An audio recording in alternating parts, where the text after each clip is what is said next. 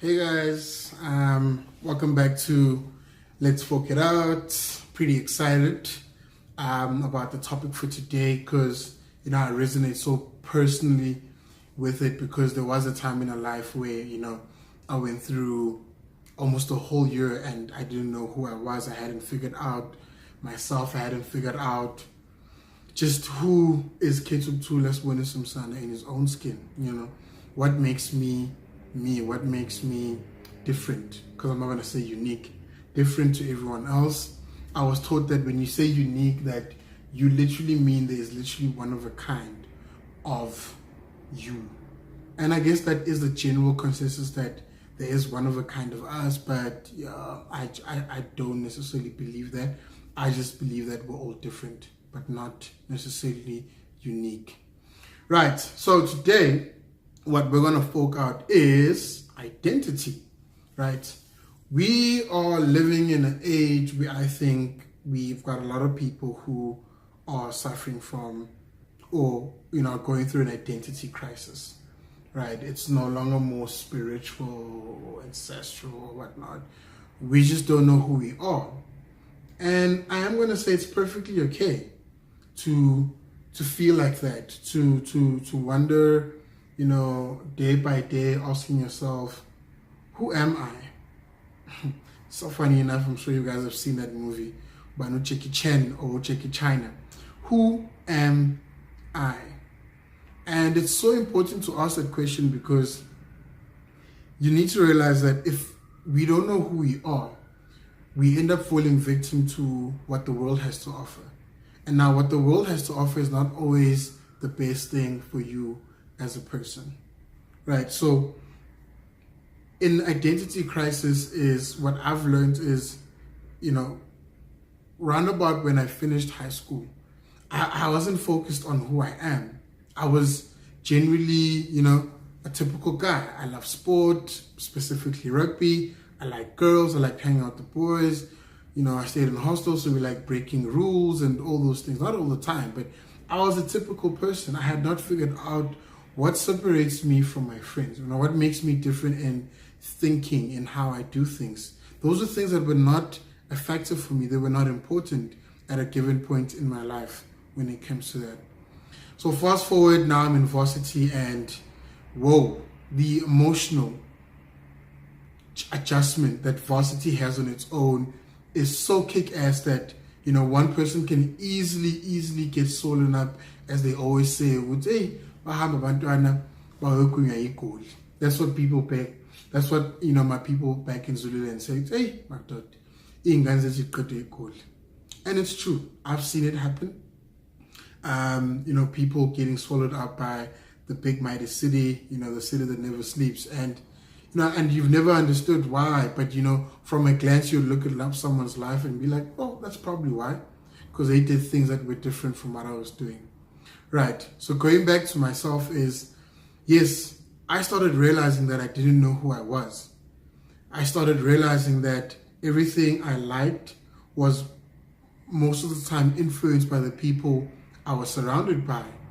Right, I wasn't making decisions of my own. Yes, here and again, right, I was making conscious decisions that affected me, but outside of that, I wasn't aware that I was doing things that actually don't make me happy, things that are not suitable with me. But then I started asking the question, who am I?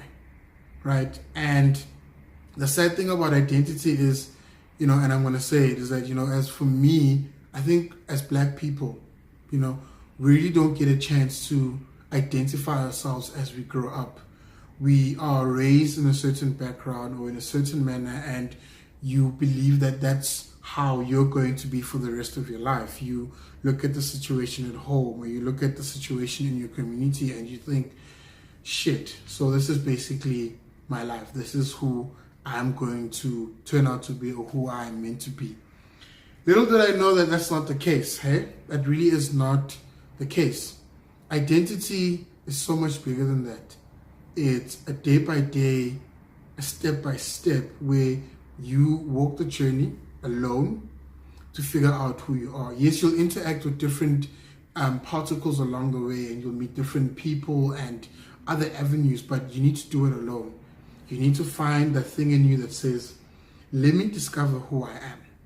All right. So when I started asking that question, I started looking at life differently. I started seeing things that were necessary in my life. I started seeing that, there were people in my life that will never support me, and that's when I eventually taught myself that if you're going to be in the city with no close family at all, you will need to depend on yourself. That's number one on my identification.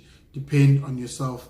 Be your own self-support, right? Yes, friends are there and other people that want to help, but sometimes even them, they won't be there when you need them to, right? And that's life. That's just the fact. So we need to learn how to be our own self-support, right? So I questioned myself. The biggest one that hit me the most, I'd have to say, was my sexual identity or sexual orientation. Where it's like, yes, growing up in Zululand and Natal, it was always just blah, blah, blah, girls, girls, girls, girls, girls. Faggots are not wanted. Sorry for using faggots, but we were very homophobic people, right? Still are. Majority of the people where I come from are still very homophobic people, right? So I had a lot of that coming to Joburg. Like I could not honestly interact with the person who was not straight. But, as life and time went by and I mixed with other people, I started seeing that, I am my own person. I don't need to take the principles and traditions from KZN and bring them into my life. And now, as a result of that, you can't connect with certain people. You can't be friends. You can't, enter into a business agreement because of someone's sexual orientation. So I got to a point where I started questioning my sexual orientation because now I had opened up the can of worms. I was asking the question, who am I? Right? So I questioned, right? Because I started seeing men and I was like, seeing men in a different light. I was like, yo, that nigga looks hot. That man is beautiful. He's well dressed. No, brother, right? And he takes care of himself. And I had those thoughts. You look at a man top to bottom, you're just like, wow, that guy is in good shape. He is great looking. At first it was very difficult to say that, I won't lie. I had to say it to myself. I had to think it, unthink it, because, even the slightest thought, you would think that it would get you now to all of a sudden think that you're also homosexual. Yo, guys, I'm not proud. But again, I didn't know better. I was applying what I grew up with from my community, sometimes even from the household, because, hey, Zulus are Zulus and we all have our opinions when it comes to certain things right? So I question, am I gay? Do I like men? Would I kiss a guy? If I kissed a guy, would I like it? Like, those were literally all the thoughts going through me for the longest of times. If I'm being honest, for the longest of time, I thought, yeah, how do I know if I am gay or not? Like, and I guess some people, it's quite discernible. You can see that, yes, this person is not a straight man. But sometimes you don't know, because you don't know who you are. You only have who you are as a result of where you grew up from or the community, like I said. So I asked myself, am I gay? And it took time. Like, honestly, it took time for me to realize that, in asking those questions, I was trying to figure out who I was, rather than trying to, agree to the notion, but agree to myself that, no, I'm gay. No. So all of those thoughts got me mixed up. And mind you, yes, I was still seeing girls at the time. I was dating girls. I wasn't like, seeing men sexually, but I would see and admire and be like, wow, right? So, but I didn't know. And then one day, and very recently, like 2 years ago, if I remember correctly, I kissed the guy. Yes, I have kissed the guy, and guess what? I actually liked it. I'm actually not ashamed to say that I did like the kiss, but it did not make me gay. So after such a long time of questioning myself, whether my sexual orientation was straight or homosexual, yeah, I finally had that question settled. And it's not like, I went out looking now and be like, yo, I'm gonna find the first guy to kiss and then I'll finally know whether I'm gay or not. No, it didn't work like that. It was, I guess for me, a matter of I'd been asking the question for such a long time. I had a friend's couple over and then we played a game and I was there to kiss a guy. And I kissed a guy. And it really wasn't that bad. It was more for me relief in a sense that in part of identifying who I am, this chapter had been closed. I could, go on peacefully and be like, well, I know now I don't have to question my sexual orientation. I can discover other things about myself, but this thing that has haunted me for so long no longer has power. I don't have to spend days and months rattling and battling with all these questions.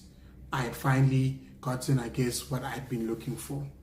So guys, and that story for me just taught me really that, identity is not you wake up today and you know who you are.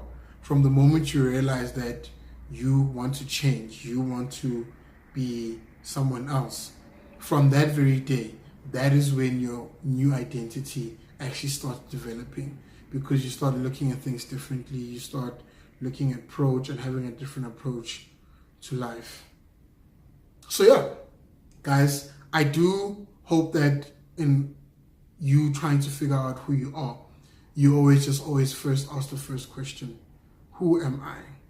Right? From there, a lot of questions will literally come. And I never do these sessions so that I can give you, direct answers, because I don't have those answers.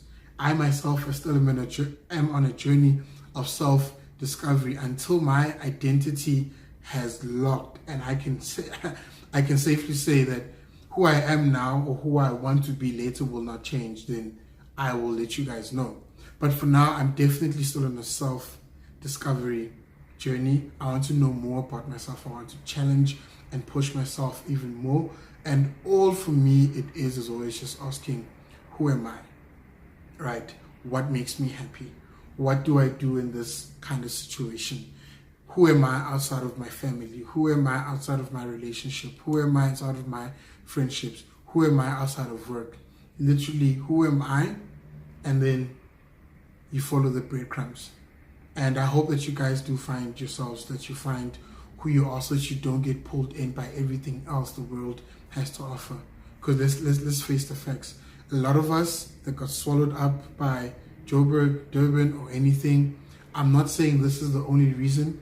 Yes, life has its own challenges, but sometimes when we don't know what we want or need as a person, you end up taking up other people's things, and things like peer pressure end up being a big problem in society, because kids are not given the chance to uniquely or differently, or uniquely identify themselves.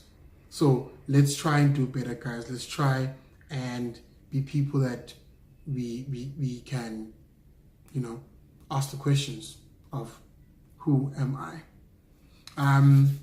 Thank you guys for joining. Edit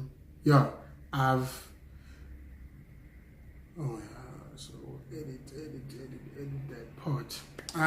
Guys, please do drop inboxes, DMs, questions. I would really love to engage with everyone, because I do believe that the topics that we're discussing are some things that we don't necessarily discuss every day. So if you have any thoughts, comments, or just want to talk, please drop me an inbox, WhatsApp me, follow me on Instagram at Let's Folk It Out. You can drop a DM there. We've got a Facebook page, Let's Folk It Out, and of course the YouTube channel, Let's Folk It Out. Let's talk, guys. Let's engage. Let's help each other where we can, but let it be a one-man journey into discovering who you are. Right, catch us next week when we finally get to Are Men Capable of Change? Right. More next week.